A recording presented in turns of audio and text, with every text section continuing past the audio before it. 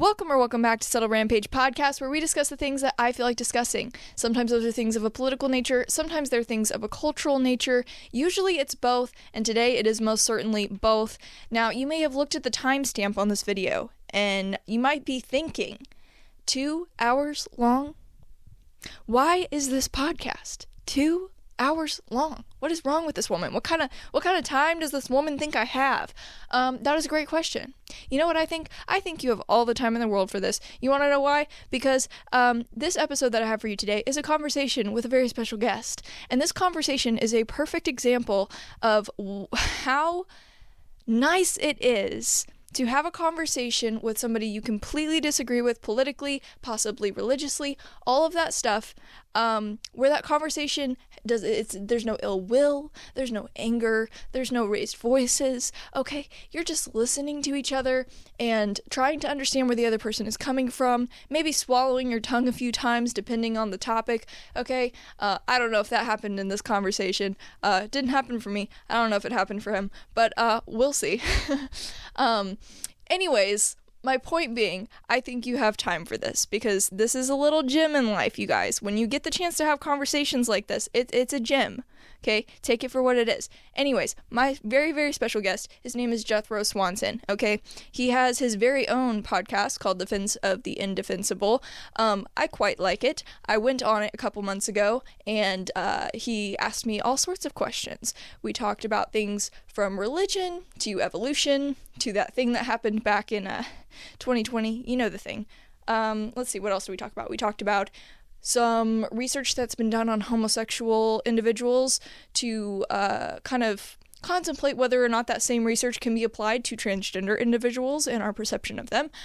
We just talked about a lot of very interesting things, and he focused a lot on me in that episode of his show, and so today I want to focus on him a little bit, get to know who Jethro is, why he started his podcast, what his thoughts are, why he thinks that way, and I hope you guys are just as excited as I am to get into this. So without further ado, I would like to officially award Jethro the first ever left-leaning individual to appear on Subtle Rampage Podcast award. And yeah, let's get started, y'all.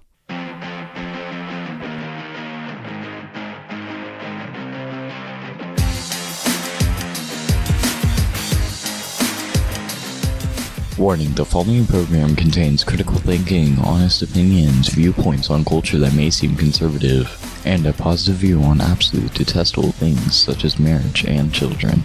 Listener discretion is advised. Welcome to Subtle Rampage Podcast, Jethro. Thank you for having me, yeah.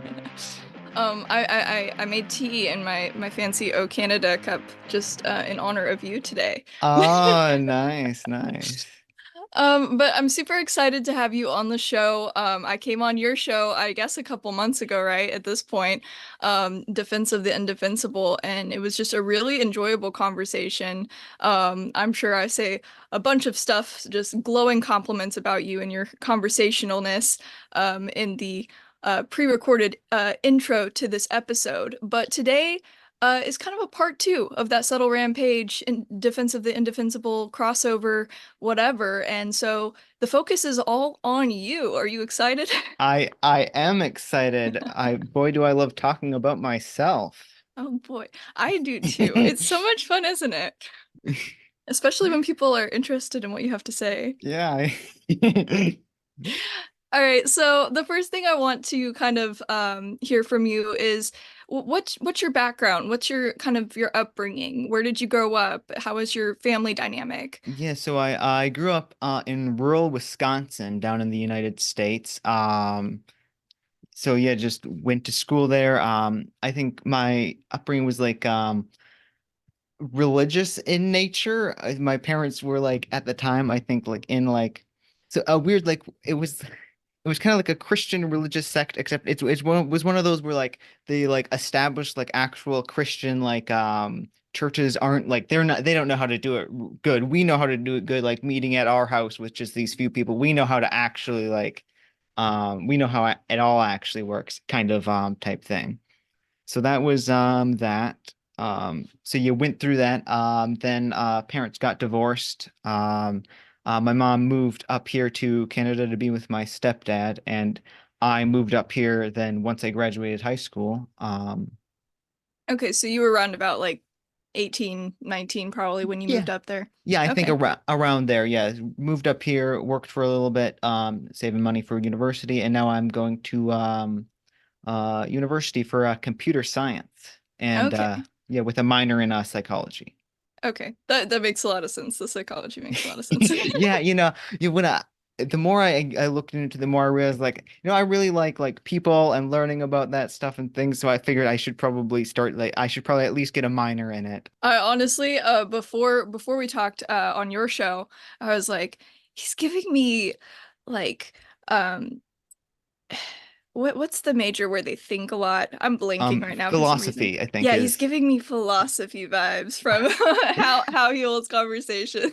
I do love thinking about like philosophical type things as well. I do like, But but it like seems you're a bit more practical on your yeah, major trajectory here. yeah, yeah, that's kind of how I chose computer science, was like what's something that I kind of enjoy doing and have some skills in that's gonna be useful. And like philosophy, like you could talk a lot about interesting things, but like you did no one you're not no one's gonna pay you to like think about stuff very much unless you want to be a professor of philosophy. It's one of those kinds of things. So I figured something that actually has a little bit more real world benefit would be good. Exactly. If you don't mind me asking, where in Wisconsin did you grow up? Um, it was like a small, I think Manawa, Wisconsin was where I went to school, like around Wapaka. It was like they're like small little towns. Okay. All right. I just have a ton of family up in Wisconsin, and so like Kenosha, Milwaukee, Appleton, Oh, like all over the place. There's a lot of them out on farms, a lot of them in the cities. It just so yeah. And my dad kind of grew up and went to church and everything in like Fond du Lac, Wisconsin, if you even know where that is. But I don't know exactly where that is, but I do know of that name sounds familiar. I'm sure our schools probably had like various sports things that they like fought against each other and stuff like that. for sure. Siblings, do you have any? Yes, so I have three younger sisters, two of which I grew up with, which are from like my mother and biological father. And then there's a third that's like very young, she's like four or something, that's with my mom and stepdad, who I didn't experience as much with. So I occasionally see her, but we're not where there's a much bigger age gap and didn't like really grow up together or anything.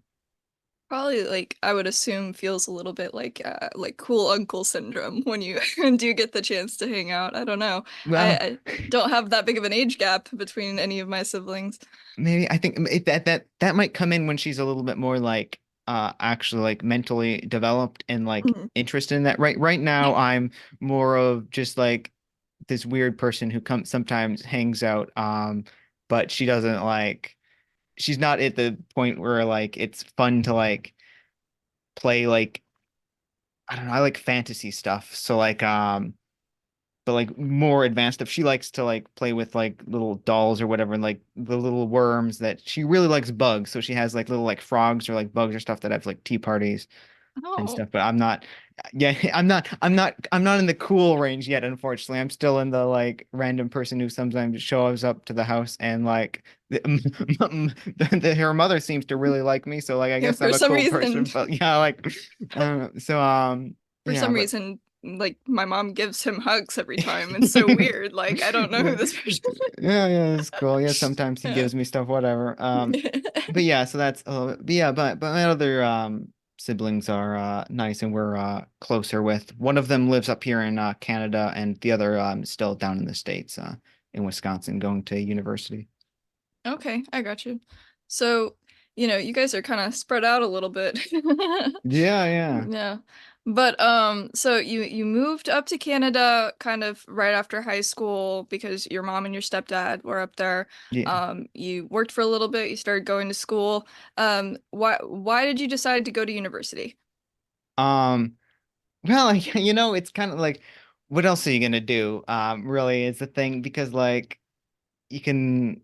I don't know, work some crappy job, like I don't know, there isn't very many options. I feel like university opens up a lot of stuff, and in Canada it's a lot cheaper than the United States, all right? Then Mm. there's because I have a dual citizenship with Canada and the US, so I have like I get like whatever domestic tuition fees instead of that, and I can get like grants from the government and stuff. So it's not as big of a financial thing. So it's like if there it's going to be subsidized that much, and like overall it seems like a good choice to like have these skills and stuff. So I figured.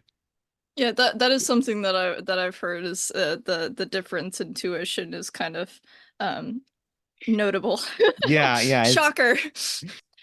I just asked because I feel like maybe for like the people that are coming up like kind of right underneath us, I feel like there's a bit more emphasis on you don't have to go to college. Like there you can go to trade school, you can get certifications, you can do apprenticeships, like there's all this other stuff because they're lacking so much in those areas of the workforce because they pushed yeah. university and academics for so long. And so they're trying to like, swing the pendulum back the other way pretty much. But yeah, so I feel like when I decided to go off to university and probably around the same time. How old are you again? 24. Okay, so yeah, definitely when you were deciding whether or not to go to school, it wasn't like as heavy of a there's all these other options. And in recent years, especially with my brothers growing up or whatever, that's a lot of what I'm hearing here in the US is they go there look at this and this and this and the trade schools and the government of course is giving them all these partnerships, and so it's very interesting to see the flip-flop. Yeah. Yeah, I think yeah, I feel like the trades are probably a pretty good option for a lot of people. Yeah, like nobody wants to work a crap job. Nobody does.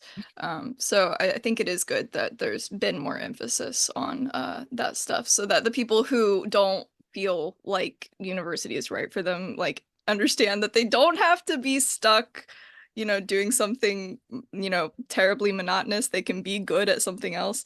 But yeah, for sure. Mm. Um, Now I guess my next question is what you said you like fantasy stuff, but like what do you do in your free time when you're not on the internet having super intellectual conversations with people such as myself? Yeah, what do I do in my free time? So with university, a lot of the stuff that I feel like I identify with like doing things, but I don't actually do them. Like I feel like I used to like playing video games a lot. I do that. I haven't really played any video games in years, but like that's a fun thing. I used to run, do you know what Dungeons and Dragons is? Hmm.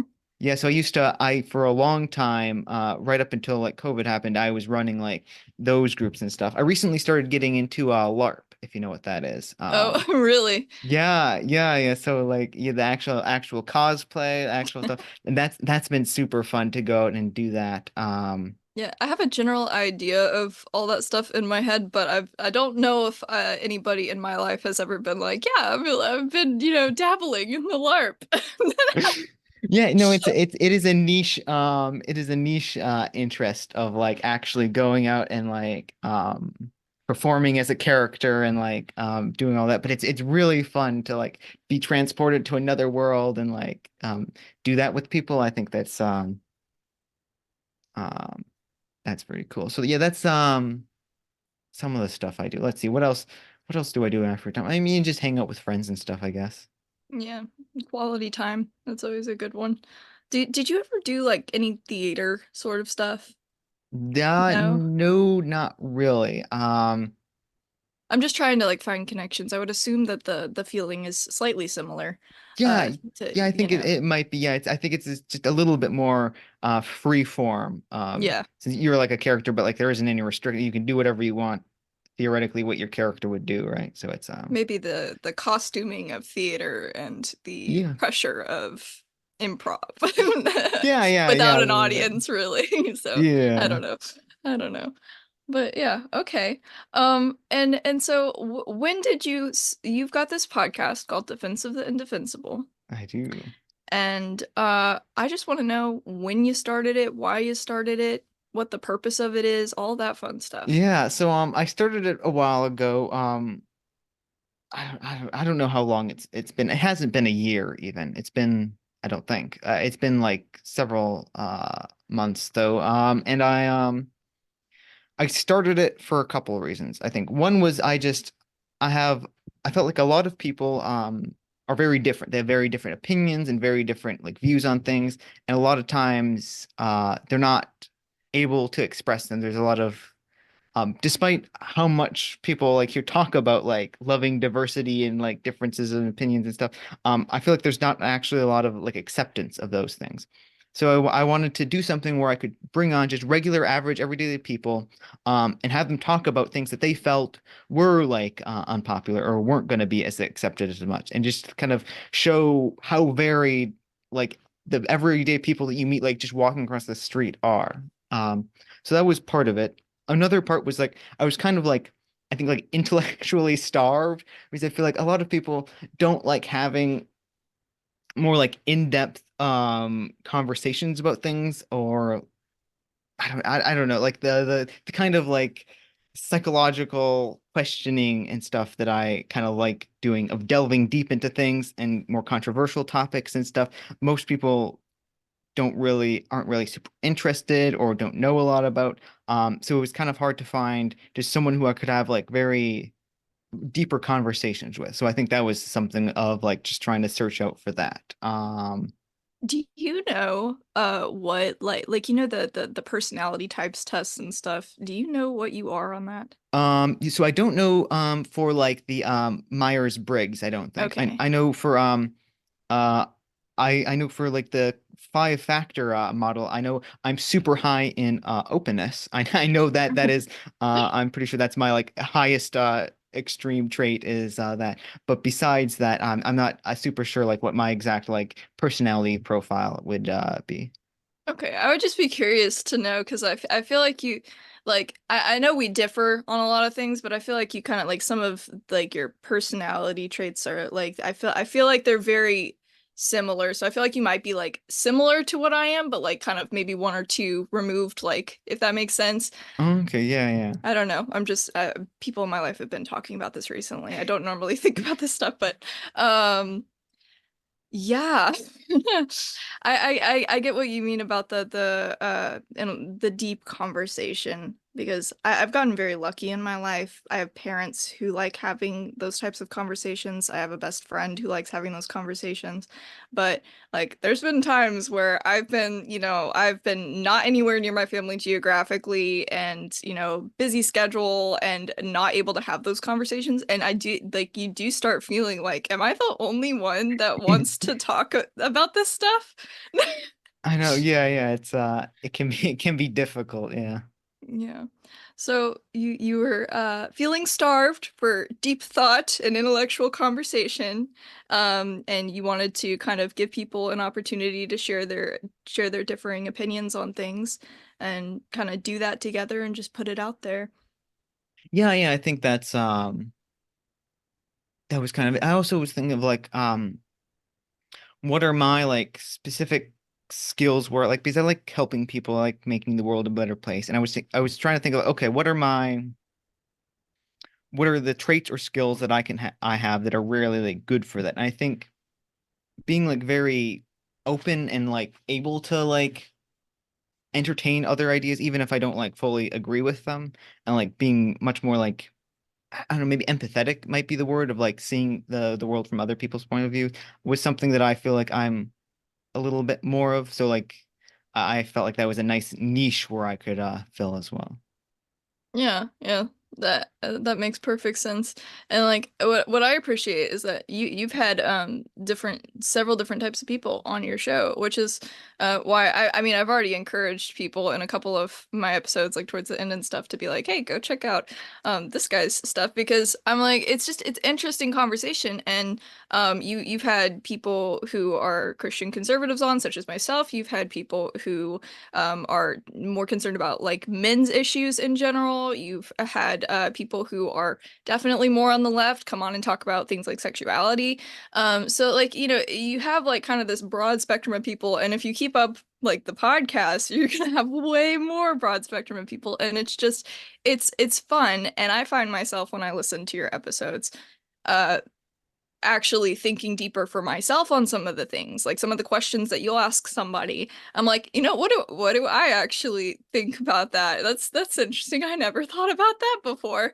So I think it's really good. I think you're doing really good so far. That's so that I just now that you're talking about, I just remembered another reason why I made it was one to try to part of it was to try to bring on I wanted to bring on people who I like fundamentally like disagree with on certain things to try to see their points of view as well, like to kind of like challenge what because I have certain like beliefs about the world and stuff and certain things.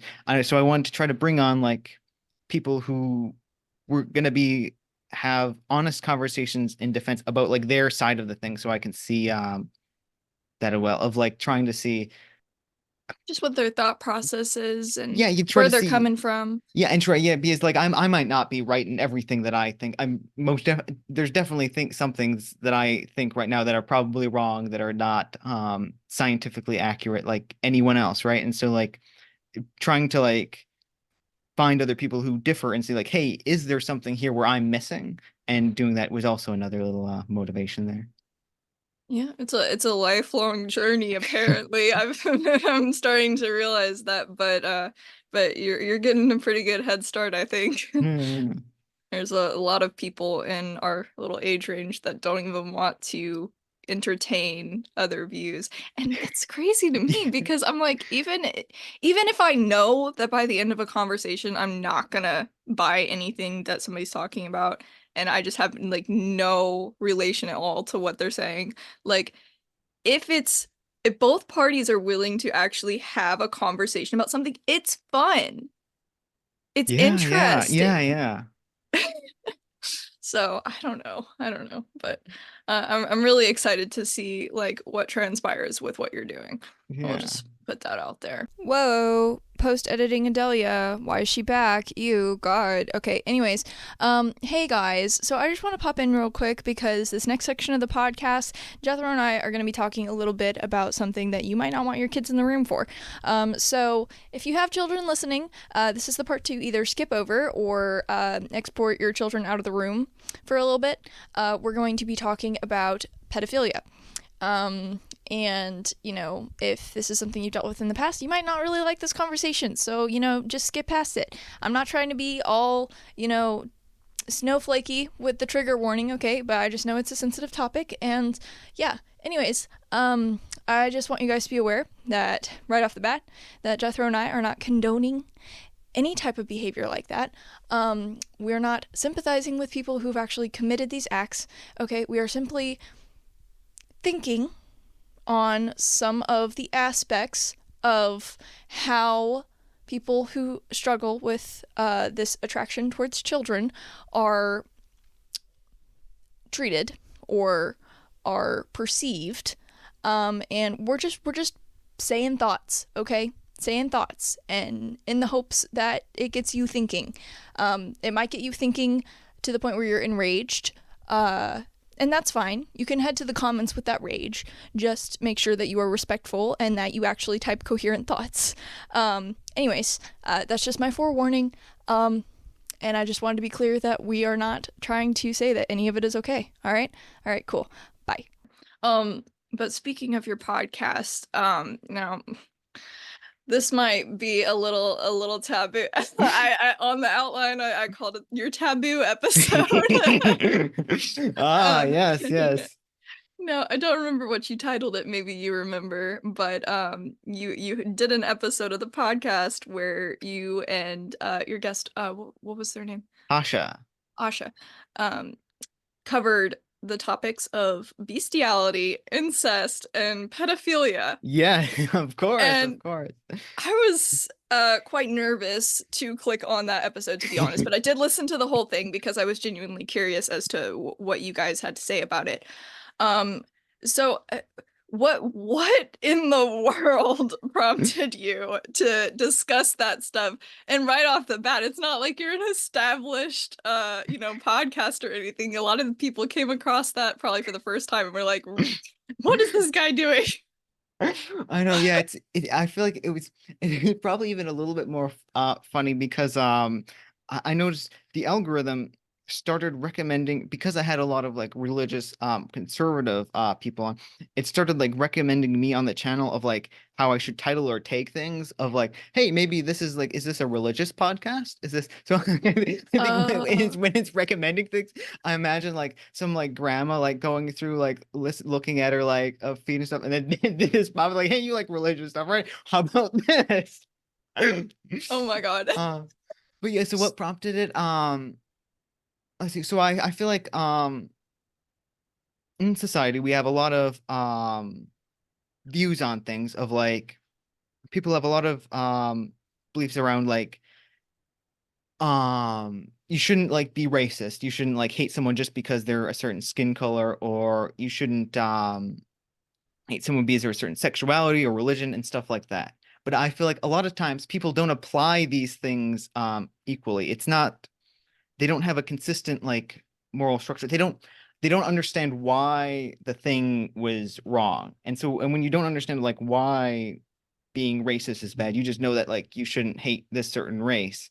Um, it causes the problem where you can like then go into start do the same kind of like unjustified hatred towards some other group. Like that. So what I wanted to do was I went and looked, I want to look at some of these were more yet sexualities, of like what are some of the most like taboo type sexuality things. And let's have an honest look at them and see like what's going on here. What are the arguments like against them? What are like what's the morality surrounding them, and see if like and see if our views of them currently are justified or not. And see what the case like for and against them would be. So that's I think that's what kind of prompted it, is these were things that I saw people generally like had very negative views about and things, but couldn't really justify them, of like They didn't have like this deep thought, like they hadn't put much thought to why exactly something yeah. was not okay or okay. Yeah, it was more of just like a cultural taboo type Mhm. thing. Which I think we've seen historically is not necessarily always the best way to go about hating some certain group and stuff. Mm. And I feel like a lot of the arguments I have seen before and after posting the episode follow sometimes almost word for word is arguments that were previously used against like say like certain like racial groups or sexualities and stuff that we now are okay. It's like it's just people very quickly fall back to the same arguments that just previously they were like, oh no, that's horrible, how could you possibly hate someone because of like that's a racist or sexist or whatever, and then immediately spit out those exact same arguments against this. Mhm. Can you you might not be able to think of it, and it's totally fine. Can you think of like some of the things that people were saying? So the arguments, yeah, so the arguments generally follow a basic premise of this X is bad. So this could be like having sex with children, this could be just general like rape, this could be like stealing or murder, whatever. And everyone agrees with that. No one's saying it's good. Everyone like obviously that's bad. Some amount of this group, let's say this group Y, does this thing, and that's objective truth. Some amount of like pedophilic people have sex with children. Some amount of like gay people rape other people of the same sex. Some amount of people of various like racial groups like steal or murder or stuff. And then you have the conclusion that, well, then all people of group Y are evil and we should hate them. Mm. That's generally how the logic kind of flows for the arguments against this. And I think obviously we can kind of see when you like extract when you abstract the actual away from the actual like points, that it's not justified to hate everyone in a group if only a small section of them are actually doing the thing. It's okay to hate people who do bad things, but hating Mm. someone because you have like because like maybe media portrays them bad or something really isn't acceptable, I think.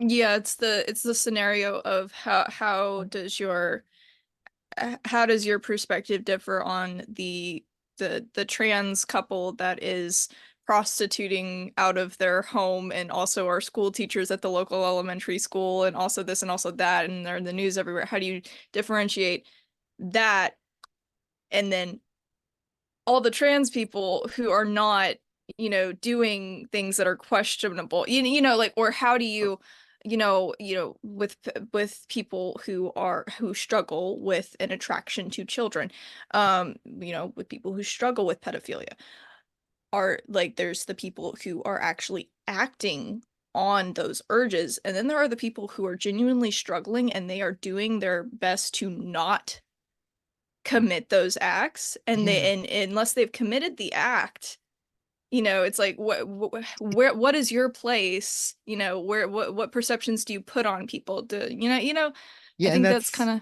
yeah, and it's kind of weird because like you think like most people like you think you're attracted to probably people of your opposite sex or perhaps in some cases the same sex of a similar age group to you, and you're not going out and like sexually assaulting a bunch of people. That's not what you're doing at all. And so I think it's weird to think that like you can understand that for every other sexuality, but then suddenly when it comes to attraction to children, then suddenly all that goes out the window. And I think it probably follows a very similar line of like most people don't actually most people have like empathy and morals and don't sexually assault other people. Mm, I think is yeah. the Yeah, and it's definitely, it's a hard subject to broach, especially like when it involves children, yeah. because, you know, I mean, I'm not even a mother yet. I just have a lot of younger siblings, and my first thing, if somebody were to admit to me, I struggle with an attraction to children, I would be like, no, you're not being around my siblings. Yeah, Like, not, but that doesn't mean that, if they haven't done anything yet and it's just something that they deal with internally that they're not acting on, that's when you go, okay, well, is this something that you kind of want to curb? Is this something that you kind of want support with? Is this, or like, yeah. whatever? I don't know. And again, I feel like the part of that because yeah, we obviously with children we have like we care even more about them, I think. And so I think like some things could be justified of like you probably don't want someone who's attracted to children being a preschool teacher or a bus driver or something. You probably Hmm. don't want that. We probably want to prevent that. Um, And it's but in the people probably who would be willing to admit, hey, I'm struggling with this, I want help, who would probably be okay with not being put in those positions because ye- they don't want that to, I would it's think. yeah, exactly. Yeah, I think so. That's what I think at the core I'm kind of arguing for is that like if you can make it more acceptable to be like, hey, I'm struggling with this, but then you can say, okay, well then if we can get someone like say the medically verified or diagnosed with it, then you can have them just say, okay, well, sure, you can't be like a school teacher or something like that, and you can actually reduce risk factors for potential offending because there's a couple things that like generally for not just for like pedophilia but generally like sexual assault increase the likelihood of sexual assault. One of them is like just easy access to potential victims. And so I think it would be fair to like say like no we don't want people attracted to children being school teachers and stuff. And in our current society, we can't do that because we don't know who they are because we kind of push them all underground. So right now, what happens is we don't know, and then when it happens and someone gets such good stuff, we're like, oh, geez, shouldn't have let the pedophile be the preschool teacher. Shucks, silly decision by us. After the Mm, fact. Um, mhm. And when you're talking about this, I don't know, in the episode when I was watching it, I was kind of like, because I'd already talked to you previously, I was sitting there and I was like trying to analyze, like, where is this his opinion and where is he playing devil's advocate to get her to think more about her answers, but or where is he just bringing up things that people have discussed in general? Um, so you can clarify that or not clarify that, whatever. But one thing that I did want to ask you about this stuff is, like, you're not like across the board. Well, I'm not going to ask a leading question. Do you think that that like creating an attitude in society where people are able to say, hey, this is something that I deal with.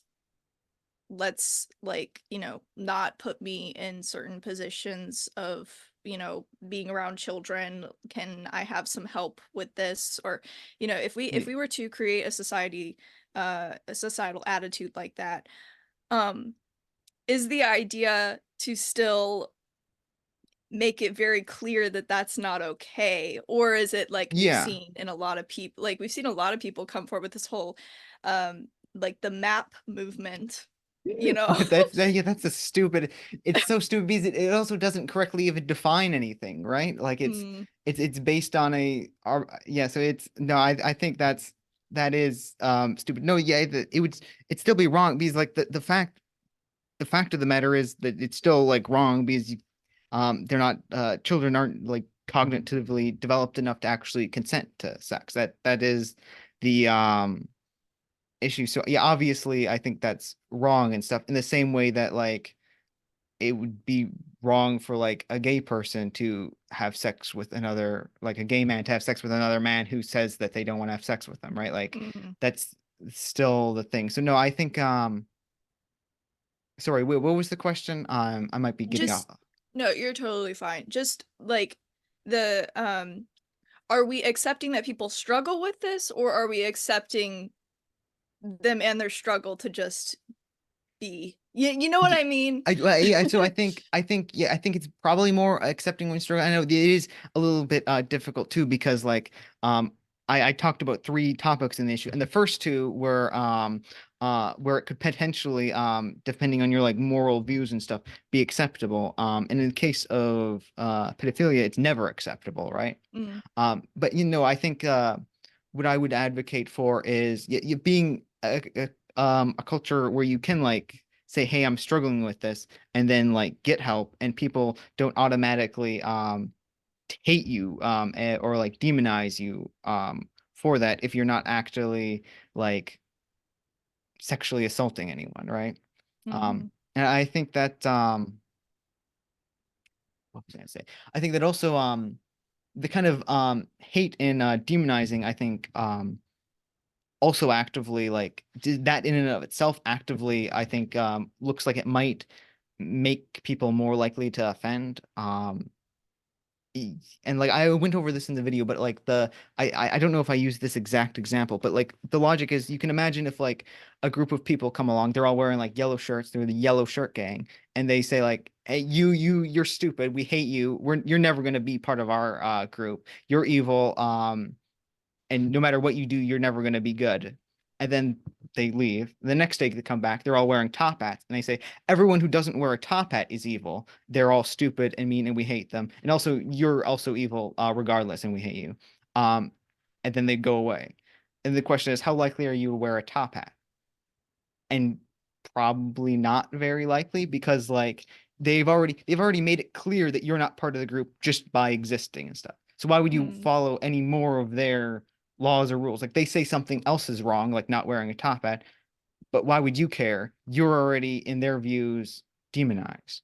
Um, mhm. and so to bring that back to like pedophilia and stuff, if someone like has feelings like this, and by that very thing you say, oh, they're already like a monster and we already hate them, then like and then you say, oh, and also having sex with children, acting on those things is also evil. And if you do that, you're also evil and we hate you. It's like, well, they're already in that box. You've already like checked that off. So it's nothing, there's no greater problem there, right?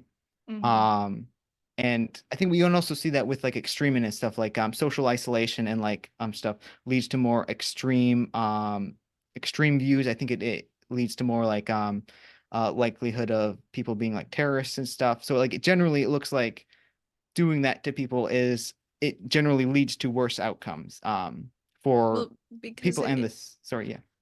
it gives them, infinite space and opportunity to keep dealing with, like, there's no distraction, there's no encouragement, there's no any of that. And something like what you're talking about with, the idea that pretty much proclaiming all these people as, horrible and terrible because of the people who act on those things, might lead to more action by those people. I'm like, I think that's pretty across the board with anything really, because when you put something my mom and I have been talking about a lot recently is the idea of putting a certain perception on people. When somebody in your life is struggling, or you perceive them to be struggling with something that you don't agree with or whatever it is, and you keep putting that perception on them. Say you know, say you have a friend who, starts going and hooking up with a bunch of people, okay, and this is completely out of character and whatever, and they're not really saying it, they're just saying, I don't know, I'm just going through a thing right now. They're not really putting anything on themselves, they're just doing whatever they're doing, and you're sitting there, and if you, for instance, were to go like, oh well, they're just they've just gone off the deep end.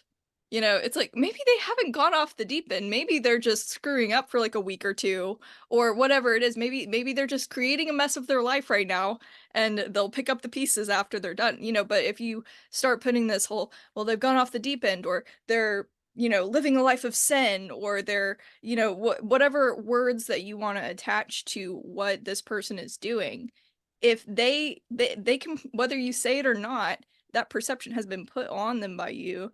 And it's possible that if enough people put that perception on somebody, then that's what kind of manifests, Yeah.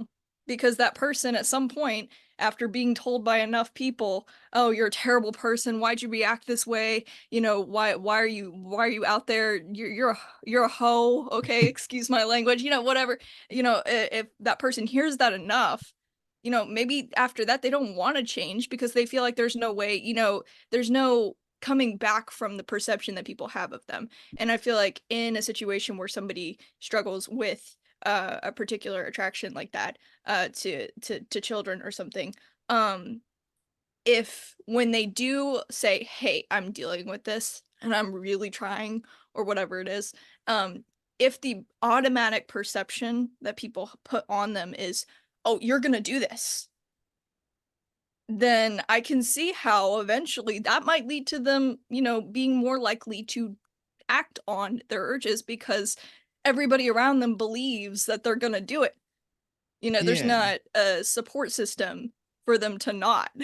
There's already this perception, and maybe they feel like there's no way they could be the exception to the rule, Yeah, yeah. One other thing I want to note about it is because I've been thinking about this, I have a couple like more religious friends who have talked about stuff of sexuality and things of like homosexuality, because like from like a more traditional like religious point of view, like actually having like gay sex between like two men is like a sin, an abomination, and gonna go to hell for it or whatever, right?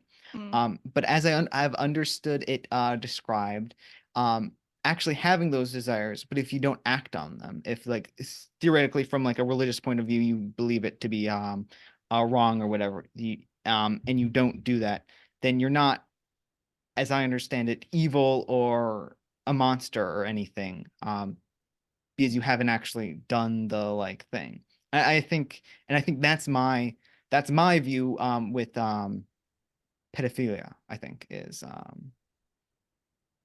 to put it into a perception kind of Yeah, just an like exact like sort of structure.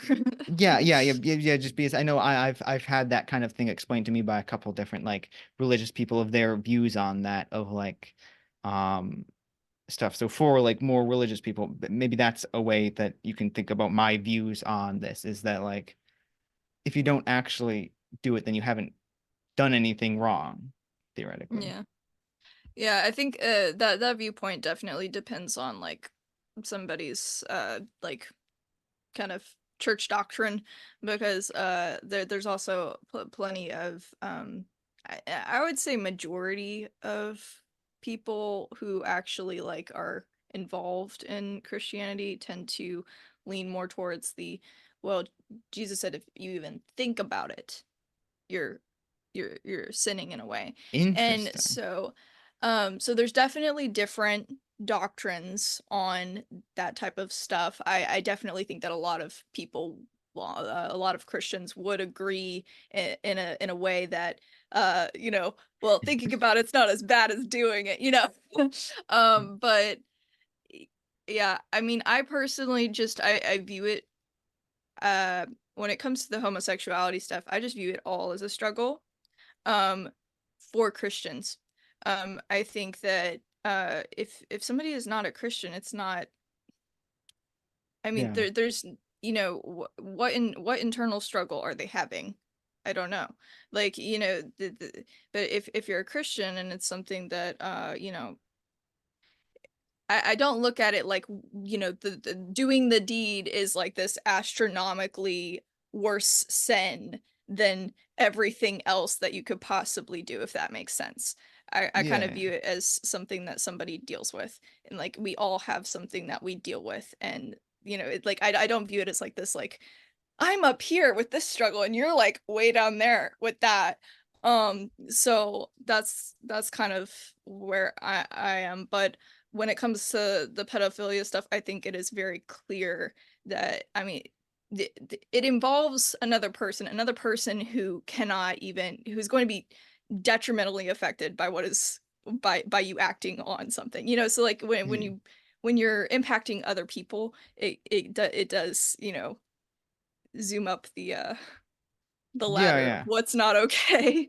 you know I don't know, I'm kind of going on a tangent here, but No, yeah, that makes sense. Yeah, yeah. I mean, there's reasons why like there's much more like stigma and stuff around it because like the actual offending I think is for a lot of people a lot worse than like well, especially just like regular consensual gay yeah, sex for because like we're talking about a consensual thing yeah, versus a non. yeah, So and even in the case of like non-consensual stuff, I think even just with children, it's a little bit worse for most people. So yeah, I think it's mhm. understandable. But yeah. Yeah. But yeah, I know we just got off on a whole thing, and I'm sure most of my listeners are like, "What is going on? That was why are we talking about this?" But I just genuinely I found that episode so interesting, and and one thing that I did walk away from your taboo episode thinking was I was like, what's interesting is that um Asha, is that right? Tasha. Tasha? Yes, Tasha. Oh, I'm saying Asha. I didn't hear Mm, the T. Okay, I'm sorry. yeah. Apologies to her. To Tasha. Got it. Um, what one of the things I walked away from thinking was like, a lot of the things that like Tasha couldn't like articulate or like justify like why something was off, or like couldn't go deeper on certain things. Mm, I was there and I'm like, I agree with her on that. And I think my deeper reason, like almost every time that she was kind of trying to figure out her deeper reason, mm, what like led back to my faith and the standard of morals that comes with my faith, was like my justification for that. And so like I was trying to rack my brain. I'm like, what is the like what outside of that, if I was Tasha and I didn't have the faith that I have, like what would I even like, what is the justification? I don't know. And like so like yeah. I was kind of, that was something that I was thinking about after listening to that. So like I said, your show just gets me thinking. Yeah, I know. Yeah, that's the thing. Yeah, yeah. It's things that like most people you never think about. You just kind of like take it for granted. Be actually delving into like you have these beliefs and like well, how justified are they? Like where do they come from and stuff is I think very interesting. hmm Most definitely. Um, well, since we've kind of semi gotten onto the topic of religion, um, do you want to explain why you're not religious, or kind of like go through like maybe because you said you kind of grew up a little bit with some religious aspects going on, but you're not now. So kind of walk me through the thought process, maybe things that changed or whatever.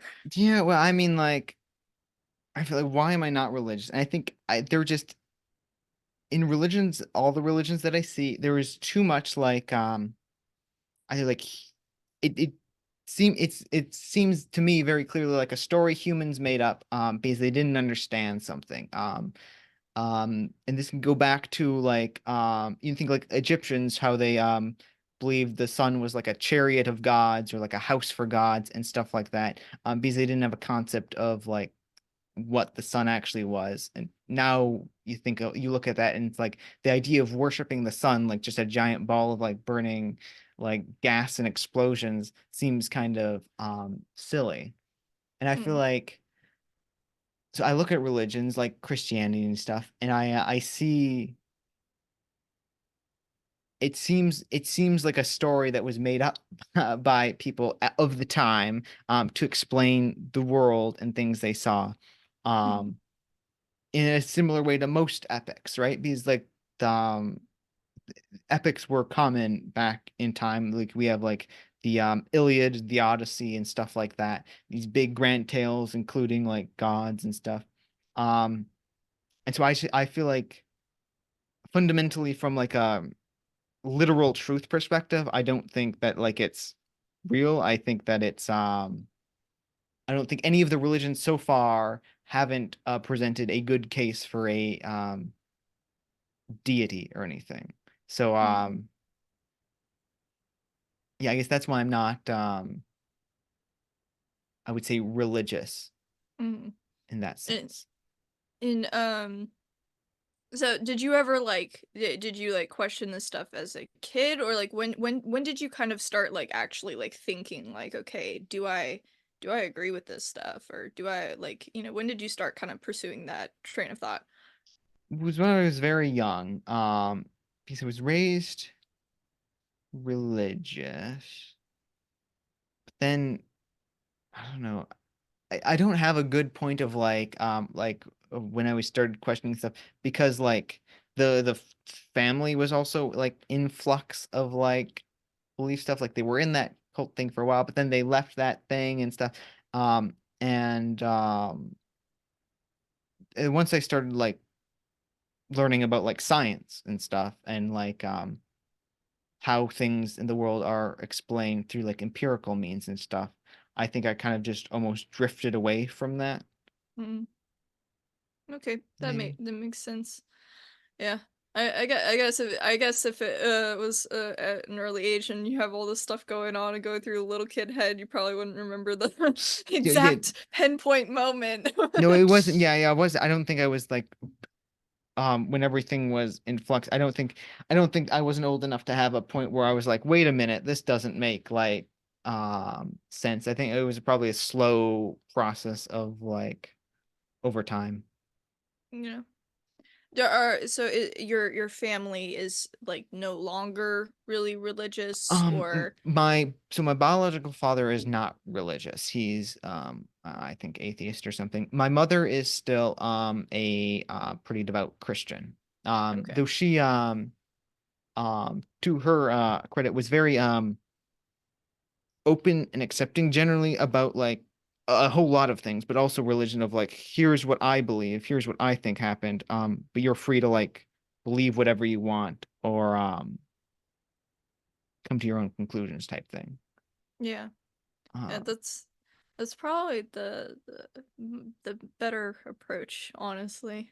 yeah, I think. As a parent, you raise your kids, and then, you let them do their thing. Yeah, it doesn't mean you're not there to guide, but it's like, I've seen a lot of people in my life where their parents have like cracked down hard, and like as when their child's an adult, and it's like, okay, well, there's separation now, and that's not fun. Yeah. So I'm glad that there was that there was still that connection, that she chose to, be more open to all of that Yeah, stuff yeah. with you. That's really good. Yeah. I bet she's still in there praying for you though. Maybe. But so as somebody who isn't religious, do you define, do you like kind of identify yourself as an atheist, or do you Sure. just not religious, or Sure, yeah, sure, atheist, I guess. Yeah, I suppose I do, yeah, atheist. I do reject all current like um theories about God. Like I do. It's not that like I'm not like sure. I'm fairly certain that like whatever the Christian God does not exist in the way that Christianity puts forth. I'm pretty sure that that's not a thing that's like happening in the world. So I guess atheist would be a fair. Okay, all right. And so as an atheist, obviously you don't believe any of the like story or the structure behind what like, me as a Christian believes, like, don't believe in God, don't believe whatever. But I'm sure you probably appreciate like just based off of our conversations, you probably appreciate like the historical Yeah. aspect of stories in the Bible and stuff like Well, yeah, that, I I would think. think I think that the Bible has lots of like very good value of like stories. Like there's very good lessons. There's very good like um do very good like to some extent moral things. Sometimes obviously I disagree with some of the stuff, but yeah, I think Mm, there's a lot of value to be had from it. And I also think that historically speaking, like as a historical text, it's also pretty good because it was like one of the only things that like recorded historical events back in the time. There wasn't as much like recording like we do now. So it was a very useful thing of just like learning kind of what happened yeah. back then. Well, that's kind of like a conversation that I've had like in the past, like in more academic spheres, like in university and stuff, is like this discussion of like but I think I tended to be the only professing Christian in a lot of my classes. There were certainly many Catholics because my school was in Wisconsin. So there's a lot of Catholics and Lutherans up there. So as I'm sure you're probably aware. But Yeah. so there were a lot of Catholics in my classes, but they didn't really like most of them were more liberal, like didn't really seem to personally practice the faith. It's just kind of been they identify like that, right? And so there Yeah. were a lot of discussions about whether or not like the Bible should be like kind of studied as this historical text in like secular environments at like university or whatever, because there's like we had like a freshman studies class which I was so irritated that I had to take or whatever because I was like, I'm not a freshman, I'm a transfer student, but whatever. But I was taking these freshman studies courses, and they would pick certain texts to just full deep dive on for the time frame of the class, and I actually really enjoyed that stuff. We did poetry and we did like a jazz album and we did like scientific books and like just kind of I guess they were trying to teach us how to think critically, but I was already there, so it was a lot of Yeah. fun. Um, but yeah, so we were just talking about like whether or not it made sense for a secular university to bring the Bible in as this text and kind of examine it in the same way as we were examining all these other things. And there was several people, like most people didn't really care. Like they were like, whatever. Like, yeah, no, don't really care. And then there were just a few people who were like very adamantly against it. I assume because they are either, not religious or they had some sort of negative experience with religion or religious Yeah. people in the past, and which I totally get. But it's just the like I feel like there's so much attached to it. Like some people can't look at it historically, and I don't Yeah. know. Yeah, I know. Yeah, I think that's because it should be studied in like well, it may contain stuff that people find like disagreeable and things. That's not a reason to not study it because that's what people like of the time actually thought and like they wrote down and stuff. Yeah, Um I so don't know. I was like, I guess my personal thought process when we had that conversation, I was like, if I'm reading Angels in America for this, do you know what that is? I don't know what that is. What is Angels in America? It is a like full like thick play about this long, and it is about uh it is about gay people and the AIDS crisis in the 80s, and it's like that whole thing. But there's some stuff in there that is like not exactly like stuff that I would even want to read for a straight relationship. So like I'm like, if I'm reading Angels in America for this class, I think you guys should maybe be a little bit more okay with the concept of like maybe more tame things. Yeah, I feel like the exact content of it um shouldn't, if you're examining text like that, I don't think that the exact content should really matter. Like, because the Bible is like one of the most notable, like, impacting texts in the world. Like, it's one of the most widely spread. So like studying it makes a lot of sense just to understand like the world and the culture, if nothing else. Well, so kind of on the same note, because we're talking about what you identify as, because you identify as an atheist. Mm. What do you identify as politically? Let's get Politically, it out there. yeah, I think I am probably pretty extreme left, I think. Okay. Though it depends on the type, because like I maybe like a very extreme classical liberal, I guess maybe is what I would say, because I have my own set of like moral principles and like things I care about and like understanding of the world.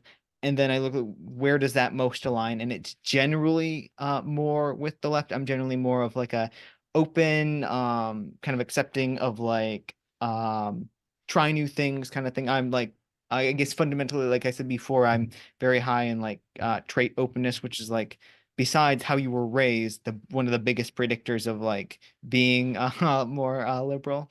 So I Mm, think generally I would say I'm pretty far on the left. okay. Yeah, because like one of the things I find so interesting about like, kind of picking and choosing, oh, I'm conservative or I'm liberal or I'm, on the left or I'm on the right or like whatever, okay.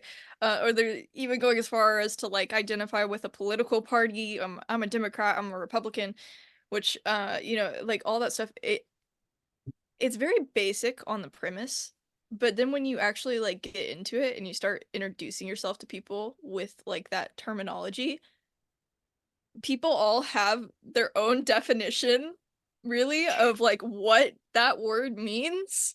Because Yeah. those things fluctuate so much over time and issues that matter change so much over time and then conservative might mean something completely different to me than it does to the next person.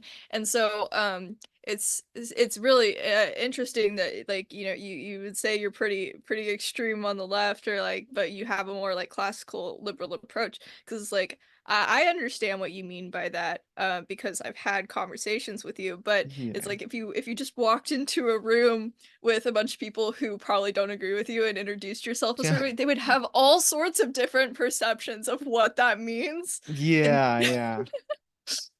but yeah, and I don't know how many different political parties are up there in Canada? Do you know? Three? There's three main political parties. There's a couple other ones, like there's a Green Party and stuff. There's three main political parties. There's Liberal Party, there's the new Democratic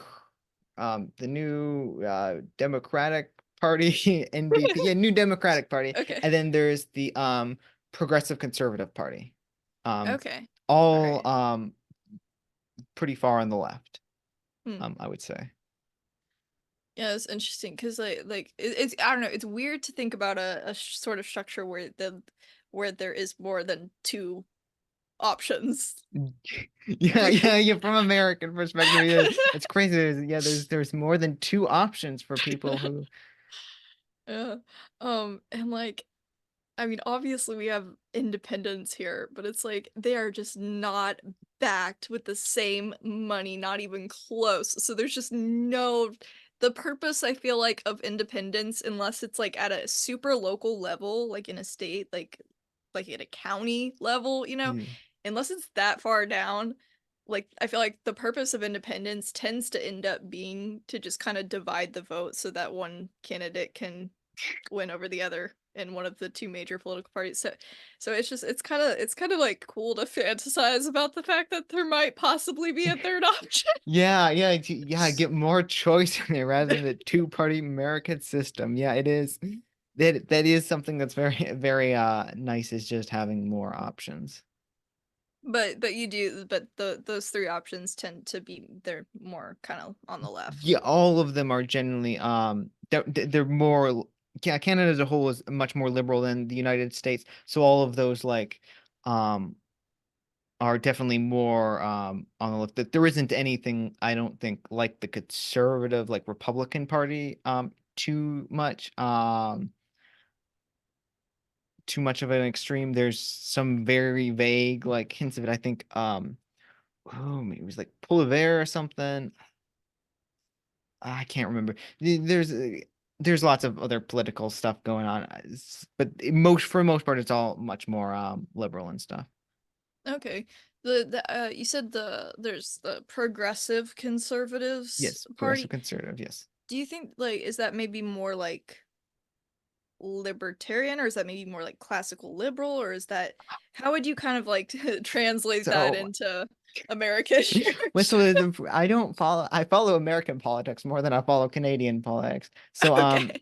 I think there may be more like socially liberal, but like economically conservative. People like to say that a lot, but I feel like that maybe like um they're a little bit more in that way. Okay. That would make sense. I'm just thinking like progressive conservative. In what way? But yeah, that would make sense too. Yeah, I think Um, it's like socially progressives, but they're like economic. Yeah, I think that's what it is. But like I don't follow it super closely. I know a very vague, blurry outline of kind of what they are. that was like what one of my original questions that I took off the outline was like before I sent it to you was, to do with like the American politics right now. And I was like, I don't know. He probably does keep up with American politics more than Canada's politics, but then I had it on there, but then I decided that there were other things I was more interested in asking Mm. you. But Yeah. I find it so funny that the US is such a center of attention. Like, we are What the pick me girl of like countries when it comes to politics, I feel like. what kind of, yeah, I guess, but it's, US is probably the most powerful country in the world right now, right? So so like what happens in there has a pretty big impact on the rest of the world as well. So it's kind of um Yeah. and it's also, they like shows too. Americans, we love being the center of attention too, though. We love putting on a very big bombastic display. Mm-hmm. It's quite special. That's for sure. Like being on the global stage, and I'm like, can we not? Because I know for a fact that we look ridiculous to a lot of people that don't live here. And I'm like, we look ridiculous to people that live here. That's what I'm saying. So like, we look incredibly stupid to a lot of other countries because it's like everything's so dramatic when it doesn't need to be. Yeah, that's true, yeah. I mean, even on a state level, like Tennessee has been but our lawmakers have been quite special over the last couple of years. I mean, last year we had our state legislative session was just full of drama. It was just full of drama. There was like I don't even know, like I know what they got done because I was covering it for the newspaper I write for, but like thinking back on it, I'm like, yeah, the most notable thing was reps like shoving each other and knocking phones out of people's hands and you know yelling and screaming at the speaker and the speaker going out of order. Like, it was just pure chaos. I, I love that like our actual lawmaking system is like a reality TV show of being like, stop hitting him, stop Yeah, punching the other representative. it is. And like what's just so funny is like some of them have like the same first names. So like there was one instance where one Justin on one side of the aisle like attacked. I don't even think I think he did shove him, but it was like turned into this big thing. But one Justin on the right pushed one Justin on the left, so it was the Justins were battling. And I'm like, oh my goodness, I can't. And then we had a special session in August on like safety laws because of a school shooting that happened in Nashville. So there was all this stuff about gun control and protests and everything, and that was dramatic. And then now we've just started this year's legislative session, and the first day I'm tuning in via like, you know, the video footage, and I'm watching, and I'm like, no, don't do this to me again. Like just make laws. Like, please stop putting us in the news, because all people like outside of Tennessee know is that our legislators are just embarrassing themselves. Like, oh, it's so bad. But yeah, I, I mean, I guess the most that I like see about like Canada politics or Canadian politics and like my news cycle is just like stuff about Justin Trudeau, like. Yeah, Oh, that's yeah, generally stuff revolves around him.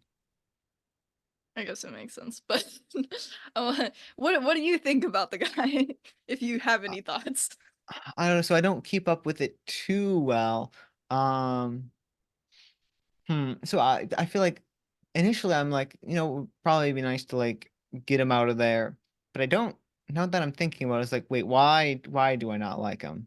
And I Mm, don't. asking the deep Did he questions. like maybe he might have flopped on some issues or something, but I can't. You'd I have to don't. go back and really like dig into Yeah, everything, I yeah, guess. to be honest, yeah, I don't know exactly. I don't know exactly what he's done. I feel like I don't like him very much, but I don't know why. So I it's probably just I think probably common sentiment in Canada is slowly turning against him. He's not as favored as he once was, so he'll probably get kicked out eventually, and someone new will replace him. But like if I was going to go vote on something, I'd have to do a lot more research of exactly what was going on there and what he is doing or did. Yeah. All I know really like that comes to mind is just like the all that stuff with the truckers. Uh yeah, Oh do you yeah, remember yeah. that? I do Where I he do like remember that, froze yeah. their bank accounts and like all this stuff, and I was like, Yeah, that yeah, that was kind of extreme of like freezing bank accounts. I think definitely went a bit far there. like, okay, like people are trying to send donations, but they can't send donations to these truckers because Justin Trudeau came in and froze their bank accounts. I was like, I feel like if that happened here, people would be getting shot. Yeah. I mean, yeah, yeah, it's good old America. Yeah, Yeah. you can't do that. So, but who knows? I mean, people. I feel like people here have definitely like we put on a brave face when it comes to all of that stuff. We're definitely a bit more up in arms about certain things than other countries, but at the same time, um, I feel like there's not really a cohesiveness, I guess.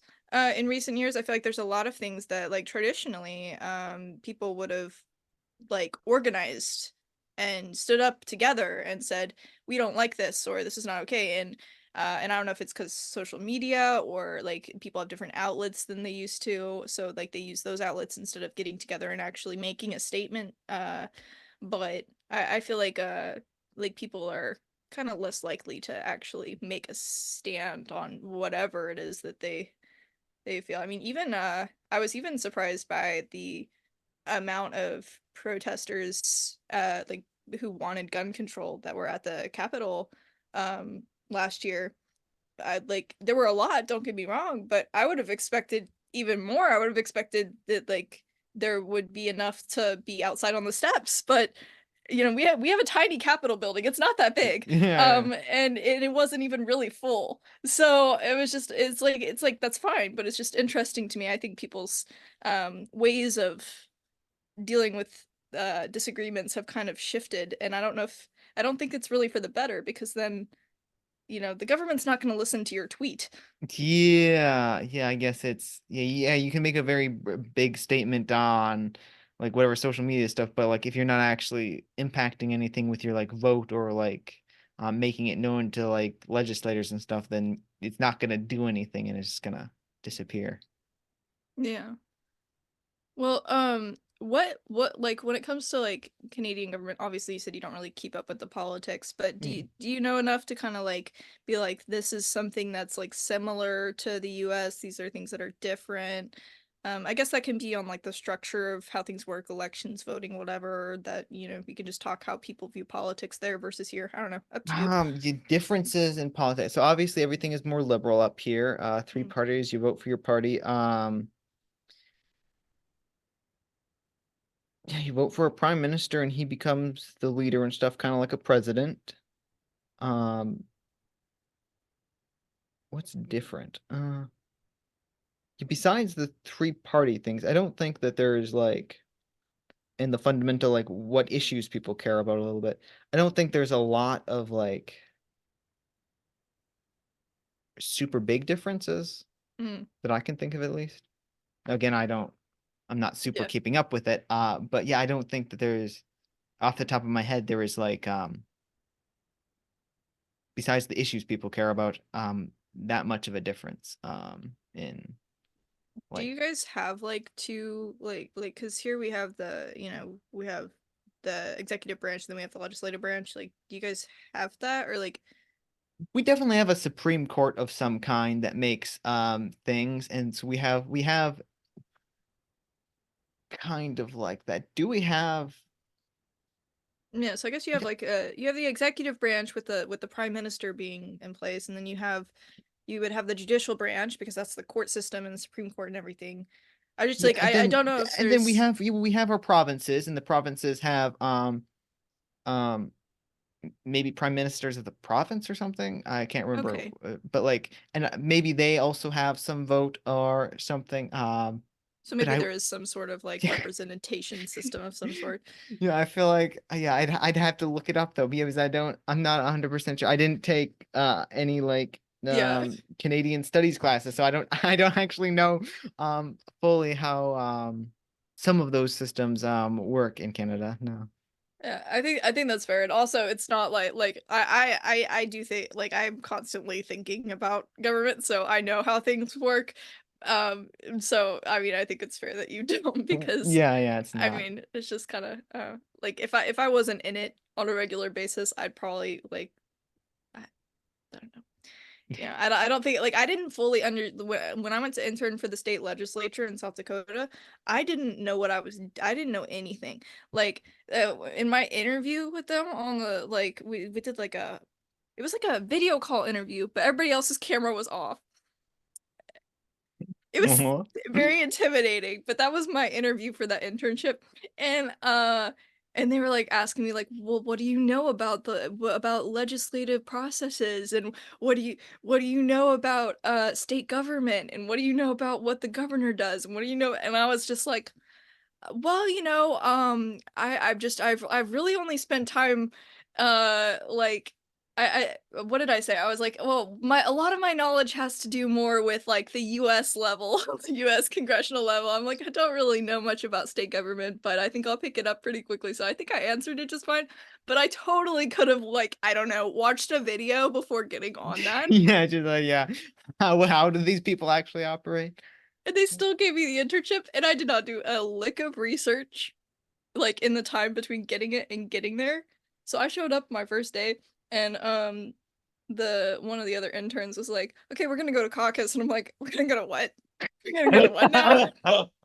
And they're like, it's a meeting with just the Republicans, and then the Democrats have their own, and I'm like, oh, okay.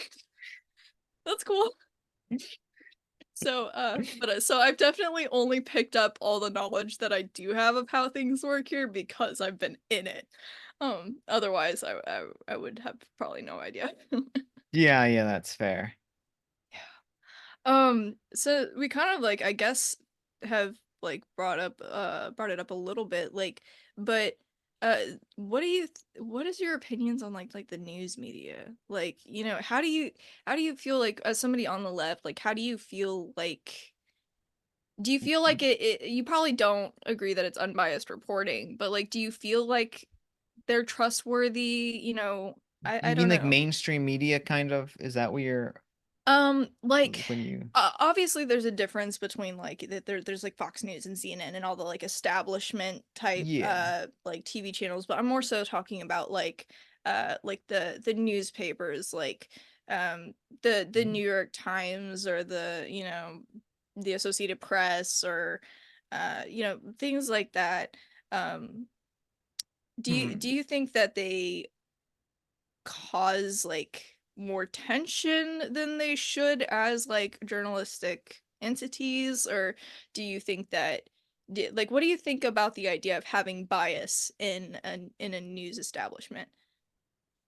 That's hard. Because like ideally what you want is like the perfect like unbiased news source that just reports everything objectively how it is, Mhm. without any spin, and then that's the end of it, and then you absorb it as a logical individual, and you're like, here's exactly how it is, and here's my informed opinion based only on the facts and what's actually happening, and then I do that in the world. But that's that not at all how anyone uh so I think part of the problem, because I think there is definitely bias in all these things, but I think part of the problem is that that's what the people want. Like people want to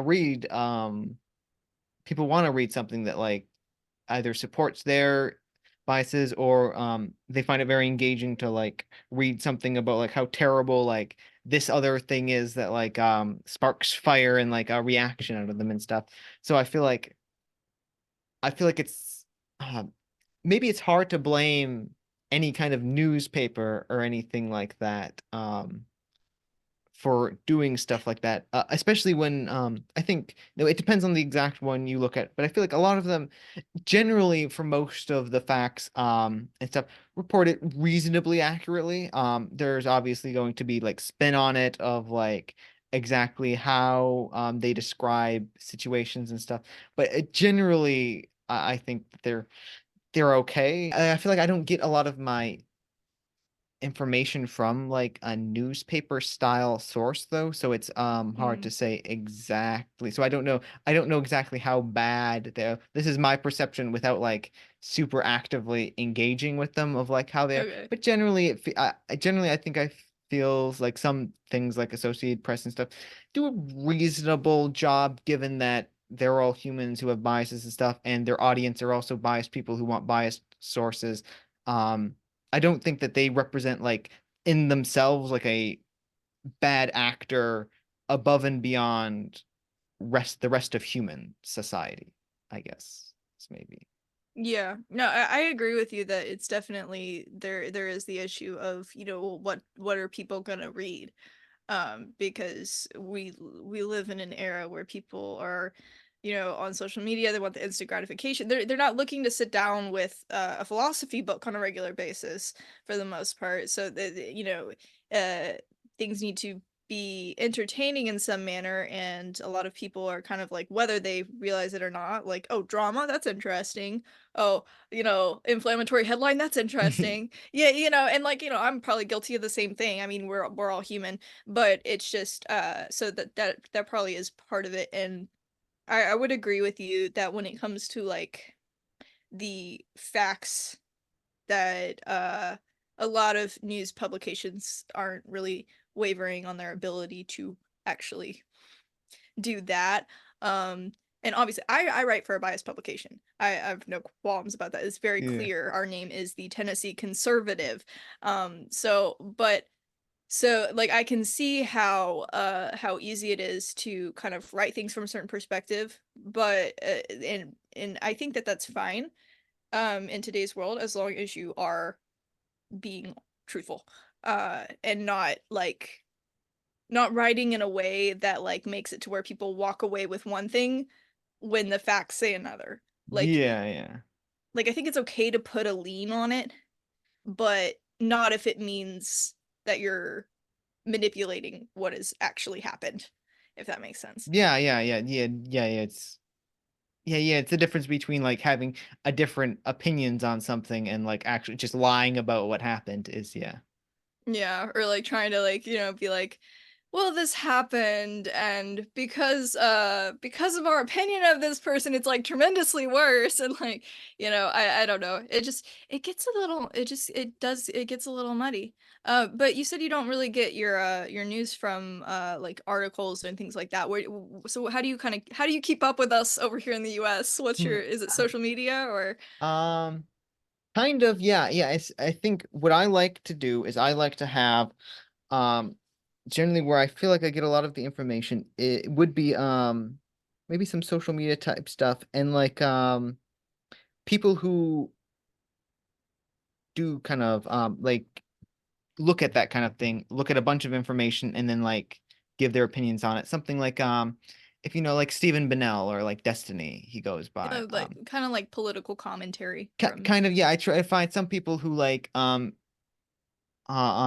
could see what their kind of biases are and stuff, but they do very good like job of like aggregating a bunch of information and like actually doing a lot of research on stuff and then see like what are their opinions on the topic and like what information have they found and what things like they say.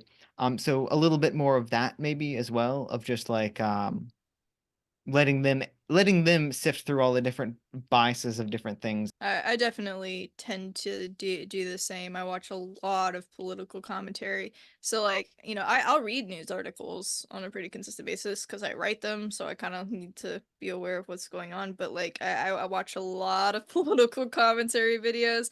And I think it's good as long as you remember like I try to remind myself, I'm like, don't go regurgitating what this person is saying without doing the research yourself, because like Yeah. when I was younger, I would watch something and then I would go talk to somebody like, did you hear about this? And then I would just regurgitate word for word what the person said, and then I'd be like, wait. So I've definitely grown to be more careful about that. But I think it's good because it gives you like somebody it gives you a starting point for you to look into it for yourself. Like they say, hey, this is what's happening. These are my sources. And then you can go look at their sources and then you can kind of jump from there into like other things. Like you're not just staring at a blank Google Yeah. bar going, what do I even look up? So Yeah. Yeah, so yeah, I feel like that's mainly where I get information about like political things. And the main like actual stuff I read is usually I like research papers is more just because there's a lot less bias there since it's like mm, they're following an empirical method of like doing stuff. So it's a lot easier to see like here's exactly what they did and how they did it and what the conclusion was. So you can kind of see it. But it doesn't really work for like if some political event is going on or something because there aren't really research papers on like that kind of stuff. So yeah, research papers are definitely a good one. Oh, I miss the days of having free access to some of like the library catalogs. I'm like, just being able to go online to like, oh, what's it called? I don't even know. But it starts with a J. But there's all those like library catalogs, just yeah, there's full, like JSTOR or JSource or something like that. absolutely, yeah, I Yeah. know. And I like when you're in school, they pay for all that stuff for you, so you just have full reign to all this intellectual property.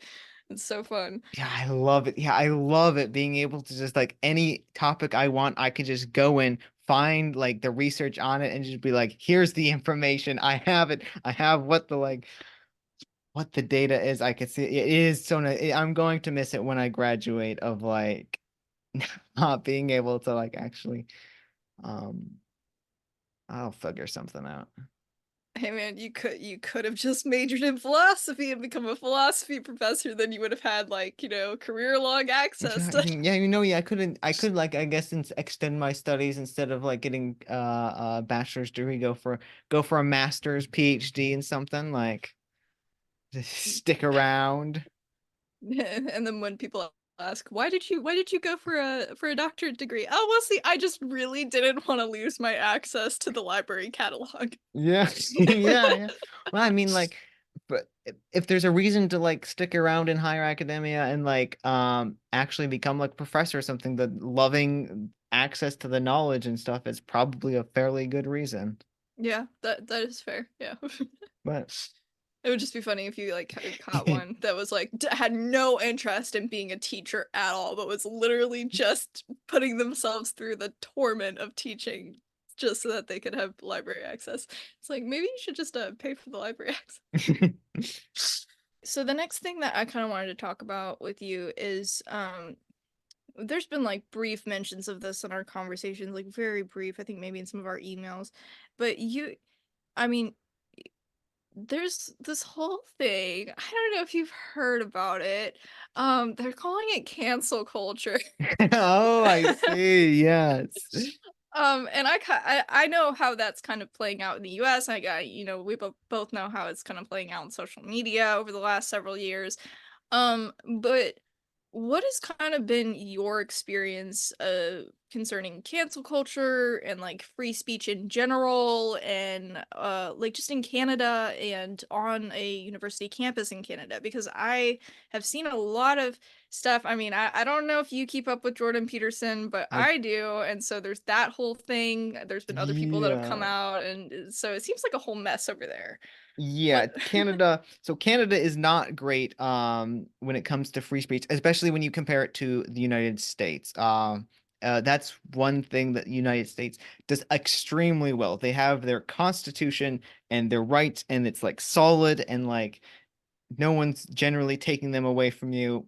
And it's so they have that they have that very good. In Canada it's a little bit less so. I think there is definitely more of cancel culture of like I don't like this thing, so you shouldn't be allowed to say it. I disagree with this, so rather than actually like contending with arguments or like actually trying to put forth any argument against it, I'm just gonna try to like um use an authoritative kind of mob to try to remove the things I don't like, Mhm. kind of cancel culture thing. I think that's more prevalent from what I've seen. Now, I don't know exactly how it is on like US campuses or anything. So, Mhm. but on campuses there does seem to be a fair bit of that comes with weirdly it comes with the more liberal, or what would you'd call the more liberal ideology here, which is kind of weird considering usually liberals are we're the more like accepting, like open-minded, theoretically kind Mhm. of thing. So it's a weird kind of twist of that you see. But yeah, generally, yeah, I do think that there is a lot more on the campuses of just like hating anyone who is different from you um with respect to like ideology. Yeah. Yeah, I mean, I didn't get to spend very long on an actual university campus. I mean, in the time that I did, it was very evident which views were accepted in the classroom. It doesn't mean that like I didn't really I've been university hopping, I've been college hopping, I've been around several places. So it just depended on the school. But the ones that I did spend actual time on the campus, it was usually the classroom. You knew there were things that you did not say in the classroom, otherwise you would get like immediately shut down. And the professors tended to lean more liberal or lean more to the left. Like you said, it's very interesting because it is weird to have a side of things that is technically the progressive side, that being the ones, or being the side that kind of is pushing like this whole, no, you shut up, I don't like what you just said. And but Yeah. that's been my entire experience with that, because I am a conservative, so that's what I've always experienced, is people on the left telling, so I see. Yeah, yeah, when it comes to professors, I say, well, there was one, I think, class where it was like really kind of bad for that. But in general, now I'm in computer science, so Mm, maybe that's a difference of things. There's a lot less like that kind of bias thing coming in there. Most of the professors are more interested in like how cool this mathematical algorithm is, or how you can like mm, prove this neat mathematical thing was like solved all these other things, more than like other political like correctness and stuff. Yeah, you're not really talking about a queer theory in your Yeah. computer science classes, I Yeah, assume. yeah, and that's one thing that's actually interesting. So right now I'm doing a minors in psychology. Right now what I'm doing is taking a psychology of gender class that it Mm. has a lot of that other kind of stuff in it. So I've been, I think, for what I was expecting, I've been pleasantly surprised at the extent to which it's been like it's been empirical. Mm. Maybe is that what I'll say is It like. hasn't gotten all sorts of you know, anecdotal type stuff. It's just been more this is what these studies are type of Yeah, yeah, more studies scenario. are of like, yeah, actually examining. I think I've been pleasantly surprised by like the professor. Now they're still very far on that kind of side of things, but it's been less. I don't know. It's hard. I'm trying. It's hard to like kind of actually say what I'm trying to like the feeling that I get, but it's Maybe it's just less about ideology and more about empirical evidence, or I maybe don't a know. little bit, maybe a little bit, but not quite, but maybe a little bit. Okay. Kind of. Yeah, it hasn't been extremely bad there. Okay. And overall, I haven't been bad with professors, but obviously that's in like STEM, in like Mhm. computer science. So like that's not a topic where it comes up, and so like and maybe so maybe other places it is much worse. Okay. Of like Well, I'd be interested in like okay, so when I was enrolled in the university in Wisconsin, there was like a situation where like during I think it was I think I got this email maybe during the 2021-2022 school year. It might have been like spring of 2022. There was they were making announcements for like student office, who was going to be running for student office in the fall or something like that. yeah. And so people were running their campaigns, and I guess one particular student was not left leaning and was running a campaign. And part of their run for student office was they wanted to put together like organize an effort, and like one of their commitments was to try their best to get a petition together and get it to faculty, like saying, you know, that masks should be optional. Yeah, makes sense. Yeah. And that was one of the things in their campaign.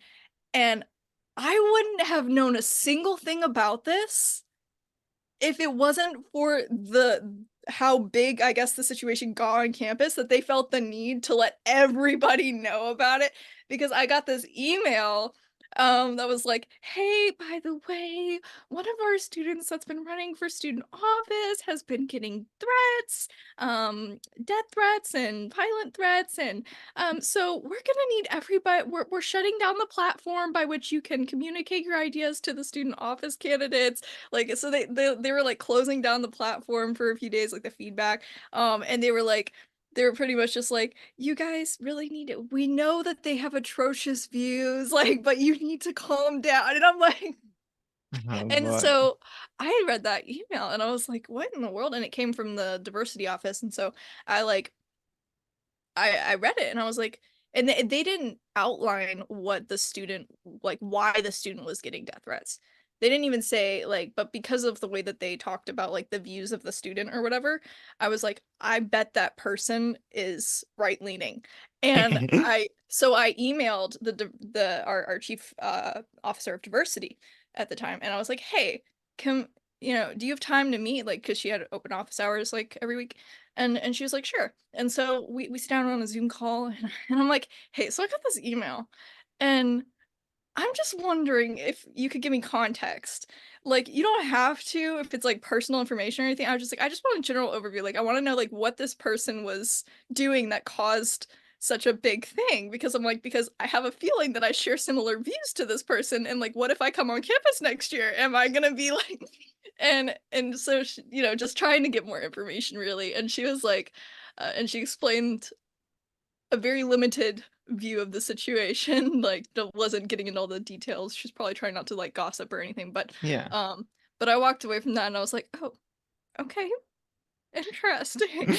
So I don't know what, and that's like student on student. That's not like, I mean, obviously the administration had a certain view of the situation, but like that's like students towards students. What has been your experience up there? Do you feel like there's been There like, has been so something that maybe not quite the same, but I know there was one a pretty blatant instance of something kind of happening where the head of the nursing students association was like removed and like suspended from the university or something for views that she posted. I think she was expressing support for Palestine in the like Israeli Palestinian conflict. And I think from what I can tell, the post that like really caused the removal was she posted a like political cartoon, classic like political cartoon style mhm, of one of the IDF I think that's the acronym soldiers who had like a IDF armband who was looking in a mirror, and in the mirror it was instead a like a typical like Nazi armband with the like I think the implication that it was like what they were doing was similar to the previous genocides against Jewish people, and it was like I think trying to point out the like irony maybe is the word there of like mm, that which I feel like even if you don't share those views, I feel like removing someone because of personal views like that is unacceptable. So there was a bit of outrage from a lot of especially the more like people who are like more from around that kind of area, more Middle Eastern type groups and stuff. yeah. But I think that is look, what comes to mind, that is a pretty big example of that where it's where I feel like it was kind of unjustified of like removing someone because of their personal opinions on a topic when it's like not entirely clear what's right or wrong, and they weren't like saying anything particularly like wrong or egregious. Yeah, I think the sorry, that's I think that's kind of an example. You know, I let those pauses happen just for the chance to hear you say sorry. Sorry. Oh, but No. Canadians coming out of me. But yeah, no, it's yeah, so I think that's a kind of example where I feel like and part of it is maybe the lack of more like free speech, like that concept of like hate speech or like stuff of like things I say that or things other people say that I don't like it's Mhm. evil and must be stopped and stuff.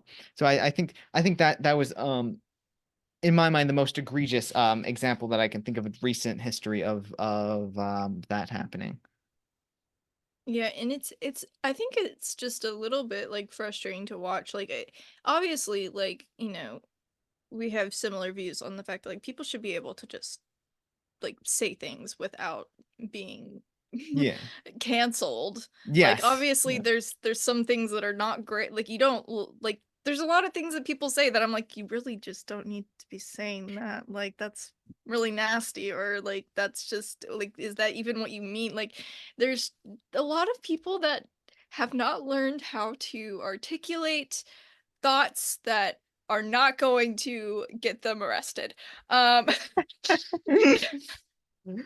but but that doesn't mean that like their entire life should be like, you know, thrown off balance or kind of cut into because they voiced an opinion that other people didn't like. Free speech is good. Probably shouldn't hate people because they say things like you. And like if someone's saying something that's like inappropriate for certain things, like if they were I don't think they were doing it, but if they were posting on like an official like whatever they were head of the nursing students unit, so like if there was some like official nursing students union communication that they're like posting these political cartoons on, then I would understand like maybe more action against that, saying like no, you can't post like your personal opinions On the like issue this of like here. professionalism, Yeah, like that's so not really like you can do yeah. that if you have personal accounts you want to do that with, that's fine. But like this is for an official like school, like for nursing students, it's not the place for that. So that's understandable, but like a complete removal is I think obviously unjustified. But yeah, that's free speech is good.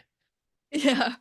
And like, and what's crazy, like, we've talked about how, like, in the US, like, we definitely we have free speech here in a way that like other countries do not, which I mean, I appreciate. I think a lot of people appreciate, but there's still lawsuits on a regular basis over First Amendment stuff, over free speech stuff, because there was one last year where it was about this high school kid made some, honestly not that funny, made some memes of his school's principal, and the school's principal did not like them and suspended the student, um and then the student got backed by an organization for First Amendment rights and sued the school district and the principal for suspending him. Because I think he was a senior, he was about to go off to college, and so they're like, putting all this stuff on his record, and he's like, no. Yeah. And pretty much the argument is like, this didn't even happen on school grounds. It's subjective humor, like, it's just like, it has nothing to do with Yeah, like criticizing it depends on exactly how it was done and stuff, but like criticizing a principle should be something that's it allowable. was Like if it no, was like like the most harmless, like stupid memes. Like I don't even consider them funny. It was like the principal's head on a cat body. Like none of it was like, it was all just oh juvenile, my God. like nothing serious. I don't And know why he took such offense. yeah, I don't know about that. Yeah, that is pretty crazy. Like you edit your head on a cat body and you suspend a student for it. I Yeah, know. that's But so in situations like that, it's definitely nice to know that we have some backup in the Constitution, to be able to deal with situations like that. But yeah, I guess one of the last things we'll talk about today is I want to kind of delve into a little bit like your opinions on where emotions belong when it comes to politics. Because I think, you probably would agree, there's a lot of emotion involved when it comes to political issues, when it comes to yeah. political candidates, when it comes to all this stuff. And I personally try to draw a line for myself, and like not let myself get too emotionally worked up, over things that really are external, like they really are not my daily life. I try not to um go attack people because I'm so worked up over an issue. But like, what is your opinion kind of on emotions and Emotion. politics and Yeah, that's hard because like I feel like innately humans are like emotional creatures. That's a big part of like how we operate. So there's always going to be some emotions. Like the reason like political decisions a lot of times are made is because people have like emotions about certain things. We care about certain things.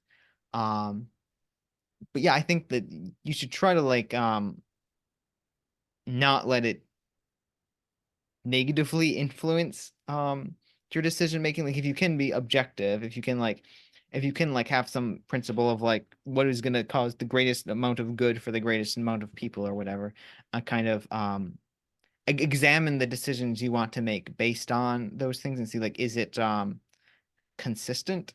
That would be Mhm. good. Just try to separate your personal like desires from what like would be best for people as a whole, maybe.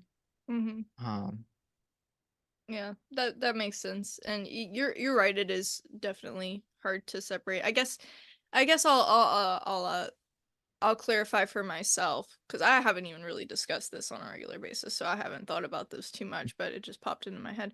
Um, just I guess I'm definitely emotionally invested in politics. I try not to react emotionally over political things. I'll put it that way, I guess, yeah, like because I just like it makes it hard to have conversations with people you disagree with. yeah, it And is. Or even people you agree with, honestly. Yeah, I know. But like I feel like emotional investment is unavoidable since like political decisions, the reason that they're important and stuff is because they have very real impact on very real people and their lives and stuff. Um, and we have empathy for those people. We have care about other people, and so decisions being made we're very emotionally invested in. Yeah, and one of the things that I was thinking about is like we were talking before about like, the idea of like protesting and like actually physically like getting together and organizing. Um I think it takes emotion to get people invested enough to do that. So now that you've kind of like I think you've kind of like flipped me a little bit. Yeah. No, because like it's you're not gonna get a bunch of people who are being practical to go, to go raise some picket signs. Yeah, So no, yeah, I don't know. yeah. I feel like emotions is to an extent like undeniably intertwined with all of these things at the core reason of like why do you even care about it? Like it is when you get down to it, it's likely some emotional response. Yeah, yeah. Well, in closing, I want to kind of ask you a similar question to what you asked me on your episode. Um, uh, what is something that you think the political right does well, and what is something like a criticism you have? What is something that they could or should do better? Um, Doing well. Well, I suppose when you say doing well, it's something If you got necessarily. one. Yeah, well, it has to be something necessarily that the left is doing not well. Um, and so let's think about this. Obviously, I think you know what I think a big one is probably with like men and like men's issues. Like it is at least in Canada, it is it's crazy how far on the left, like how much like hatred there is against just like men or like males in general, how much like um various like sexism and stuff there is like against men in the culture, in the society. I don't know, I might have mentioned to you before, but like there's literally there they in Canada, like sex and to some extent ethnicity um are part of like hiring practices. Like the people would be explicitly given preference based on like sex and like race. Like that those are things that they do Huh. for whatever preferred sex. Generally it's females or women. And so it's gone pretty far in the direction of that. And it's like to an extent there's understandable since like historically there have been issues that women have faced. I think it goes so we're going down a little rabbit hole. I think it goes to the problem of equality versus equity, Mm. um of that kind of dynamic of having demanding that everything have equal like end results versus giving everyone an equal chance and not expecting that everything will be necessarily equal, which it goes down a huge rabbit hole here that I don't know Yeah. if I want to have the discussion with you now, depending on how much time you have of like going down the piece.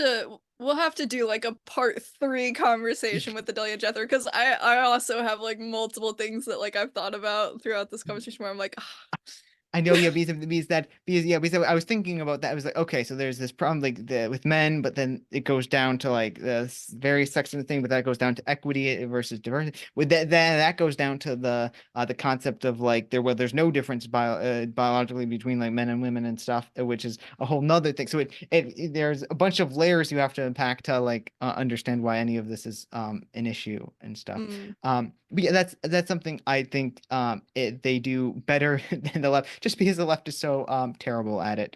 Something that they could improve at, I think. Well, I mean, I'm on the left. I think I'm very open and stuff, so I think being a little bit more open to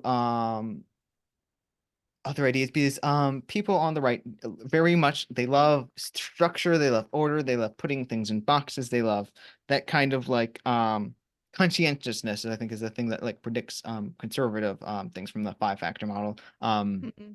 And it's that can be nice, but the problem is sometimes you can be overly like boxy with things that sometimes lead to cutting out some people that don't quite neatly fit into those boxes and stuff. So I think that's Mm-hmm. some where they could improve a little bit of just being a little bit more open in that sense.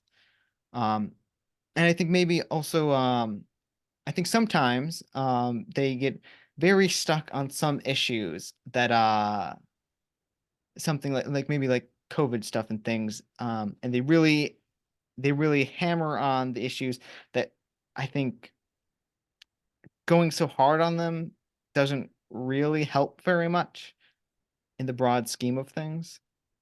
As in, like, doesn't help like Well, everybody as a whole very much, or like doesn't help the tension, or so like let's say like hypothetically like we think about like the COVID thing and like let's say that maybe things were mishandled and maybe things were like science wasn't respected enough and things, but like I feel like at the end of the day people were all like scared and stuff and the policies of people of governors and stuff kind of reflected that and it's unlikely that there was like some big like conspiracy to like I don't know make the shut stuff down to like ruin the economy or something like why would you there's no like backing real reason for that. So I feel like the don't have the conspiracy theory episode on the podcast with Jethro. yeah, but no, that's so I feel like it can go very far down that road and then continually hammer on it. Whereas like I feel like it's not adding anything, and it's like maybe things were mishandled, but like things are mishandled in the government all the time, and I feel like so like going as hard on it as they have it as this big issue, I think isn't super productive and like kind of alienates a lot more people who like is unnecessary. I think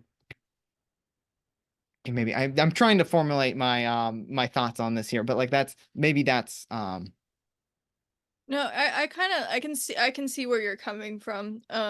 And again, like maybe this is kind of these are unfair questions to ask because everybody has like there's such a spectrum on the right and there's such a spectrum on the left. But Mhm. but I do see where you're coming from, and I think it's kind of just that pendulum just goes and then it goes to the other side. There is no middle ground. Yeah. And yeah, so that tends to make a lot of issues come up, you know, when people like when the majority of people are not in the middle of things. They're very extreme on one side or very extreme on the other. So it's like one side gets extreme in response to the other extreme, and then they keep being extreme because it's like and yeah. So it's definitely I think those were good points. Okay, so what is something that you appreciate and think the political left does really well, and what is something that you think that they could or should work on? What does the left do very well? I think for the most part they do a pretty good job of being like open-minded and accepting of new ideas and concepts and stuff. Like that's I think that's fundamentally what the left like is as a core thing is of bringing in new ideas and accepting new things. I think that's like the place they the position they occupy in our society is that I think they do for the most part a fairly good they're fairly good at that of like accepting new ideas about new science of new concepts of like pointing out things like the gender and sex and stuff is something where things get very muddled with all the discussion around, and maybe we can have a discussion about that later. But of pointing out where like there are say for instance instances where like people don't fit nicely into either like a binary like sex category due to like differences of like how they were born or whatever and like accepting that or accepting different sexualities and stuff like that. That I think just generally makes the world a better place, of like having more people living happy lives, like not needlessly hating or hurting people without any real benefit to the world. I think that's something they do fairly well. I think where they could improve, let's see here. I feel like I have a lot of things just because I'm on the left and those are the people I talk to. So I have a lot Yeah, more you like, see a lot more of yes, what could so be there's lots more fixed. of like that's not good, and now that could be a little bit better and stuff. But yeah, I think they and probably both political sides could do a little bit better at um being empirical and like acknowledging when things deviate from that. The example I always kind of give is the body positivity movement, which was like I think a very positive overall like movement that then kind of got corrupted and kind of fell into this idea that like of like fat phobia and like being overweight is actually healthy for you, and there's like no bad like foods and like And if you have a problem with people being overweight, then you're a racist oh, because there's all this history yeah, and yeah, a whole cascade of kind of stuff that like if you Mhm. look at it, if you look at any amount of science, like it is one of the most dangerous like things you can do. It is horrible for your health. Um, and so like and not acknowledging when that happens, I think does cause a lot of issues. And I think is where you get a lot of people then going to the right, because you have people on the left not acknowledging basic like medical um data about like mortality rates and like obesity and things like that. Um and when you get into that thing, like if you have one person like denying clear reality and another person not, the people are probably going to go to the one who isn't. And so I think that's an issue of just like constraining stuff, not being. I don't know, I was gonna say not being too open, but I don't know if that's quite the thing. it's I like mean, it's like being open, but like having like a reason and like a goal for that openness, and yes, not letting the movement go away from like its why you purpose. Yeah, why started it. yeah, exactly? I think that is an issue that the left face, and they also there's obviously problems with like sorry, we've been talking about my brain is now my brain We is now hit the slowing down, but like yeah, we hit you that with 2 hour mark. with the equality versus equity thing of like trying Mhm. to like take vengeance on people for ancestors past wrongs or whatever, and I feel like a lot of my issues generally stem from ignoring data, ignoring science, ignoring things, and basing stuff more on like what you feel rather than what's objectively true, I think is where a lot of my issues come from. I think that makes a lot of sense, especially given how crucial that is in like seemingly every other aspect of your life. It makes a lot of sense that would be one of your main qualms when it comes to the political realm. And I Yeah. mean, I don't know. It's hard to like it's easy to come up with criticisms, but it's hard to think of one for like the other side. So I appreciate you actually like thinking of one for the right, like as far as like what is actually something that can work on. Like it's easy to be like, oh well, they suck at this, but I appreciate you thinking of an actual thing. Yeah, yeah. But yeah, unless you have anything to follow up to all the stuff we've talked about, I think that's about all I got for today. Oh, okay. No, yeah, it's been a very nice discussion. I'm looking forward to watching the episode of us. Yeah, and we'll definitely. I'm gonna keep a third conversation in mind for the future because I feel like we could definitely keep Oh, talking. yeah, yeah, I'd love to have another conversation maybe delving a little bit deeper into some of these some of these things. Yeah. All right. Well, thank you for coming on the show. I'm super excited for the audience to see this. Hopefully they listen to the whole thing. Who knows? Uh, those podcast listeners, they're a little iffy on the, but yeah, I appreciate you coming on.